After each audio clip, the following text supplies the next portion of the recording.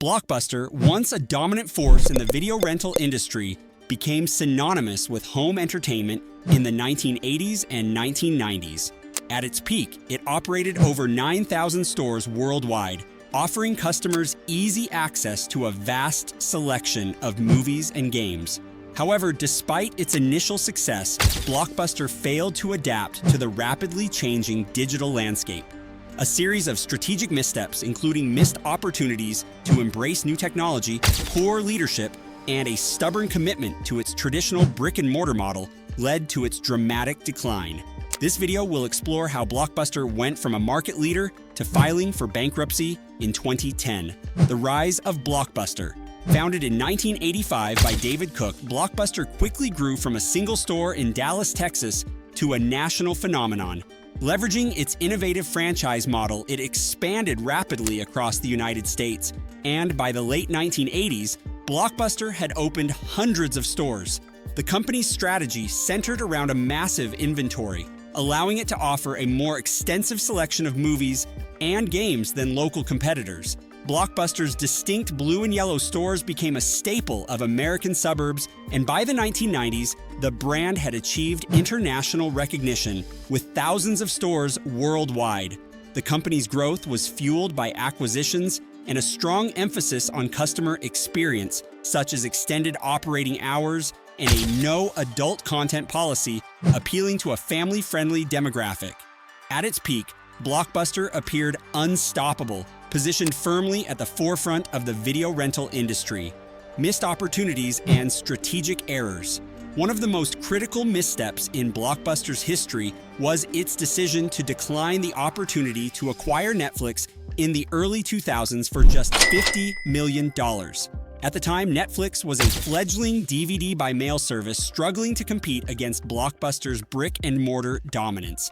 Blockbuster's executives failed to recognize the potential of Netflix's innovative subscription model, which eliminated late fees and allowed customers to keep DVDs as long as they wanted.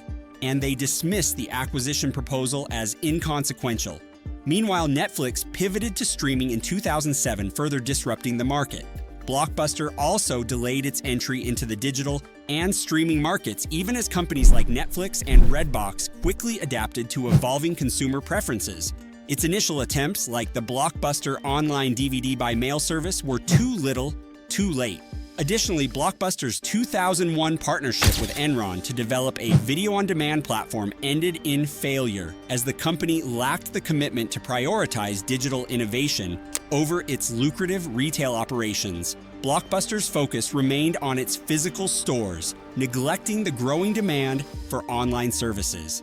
This combination of missed opportunities and strategic errors ultimately paved the way for its decline, leaving the company unable to compete in a rapidly changing market. The late fee controversy.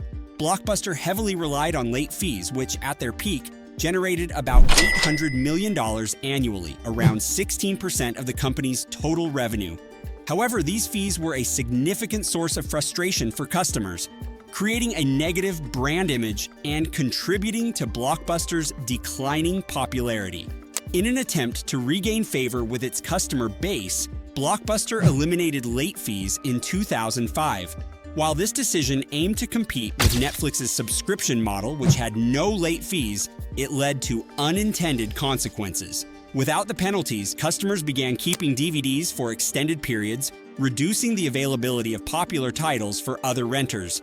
The elimination of late fees resulted in a substantial revenue loss, adding to Blockbuster's financial woes and making it difficult to maintain profitability, particularly as the company was already struggling with increased competition and a shifting industry landscape. Poor leadership and internal conflicts. Blockbuster's decline was exacerbated by internal conflicts and poor leadership.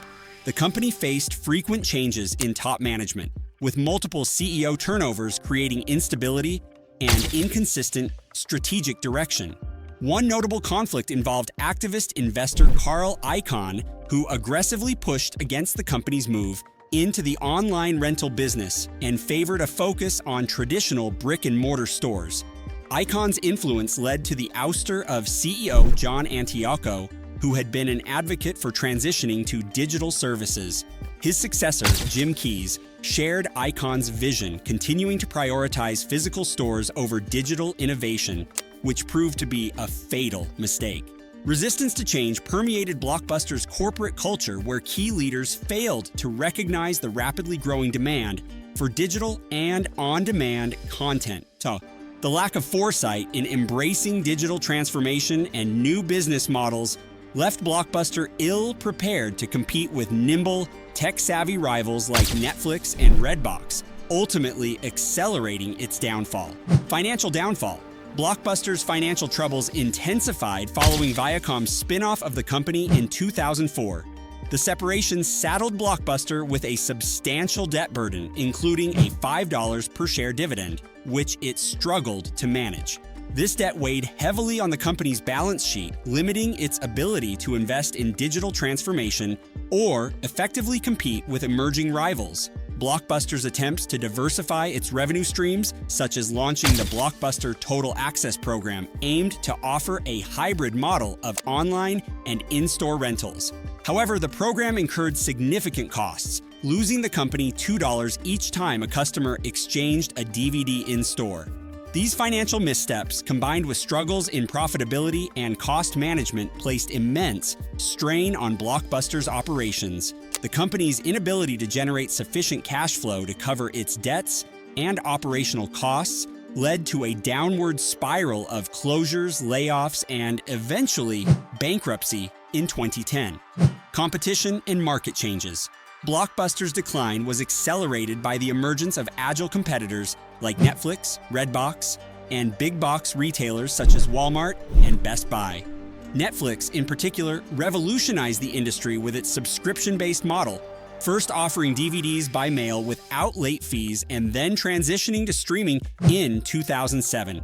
Redbox also posed a significant threat by offering convenient, low-cost DVD rentals through kiosks located in high-traffic areas like grocery stores. Meanwhile, Walmart and Best Buy used DVDs as loss leaders, selling them at prices that made renting less appealing. Blockbuster failed to adapt to the shifting consumer preference for digital and on-demand content. While Netflix invested in streaming technology and original content, Blockbuster remained overly reliant on its brick-and-mortar stores. Netflix's growth and technological innovations set a new standard for convenience and customer experience which Blockbuster could not match. As a result, Blockbuster lost market share rapidly, unable to keep up with the changing landscape and the competitors' innovative strategies. The final years and bankruptcy. Blockbuster's decline culminated in its bankruptcy filing in 2010. Despite several attempts to revive the brand, including its acquisition by Dish Network in 2011, efforts to re-establish Blockbuster as a relevant player in the digital age failed. Dish Network launched the Blockbuster Movie Pass, a combined streaming and DVD service, but it struggled to compete with Netflix and other established streaming services. The service failed to capture significant market share, and Blockbuster continued to close stores. By 2013, Blockbuster announced the shutdown of its remaining company-owned stores and its DVD by mail service. The once mighty giant of home entertainment was reduced to a single surviving franchise in Bend, Oregon, serving as a nostalgic reminder of its former glory. This marked the end of an era for a company that had once dominated the video rental market. If you enjoyed this deep dive into the rise and fall of Blockbuster, don't forget to like this video, subscribe to our channel for more intriguing stories, and leave a comment below with your thoughts or any topics you'd like us to cover next. Your support means the world.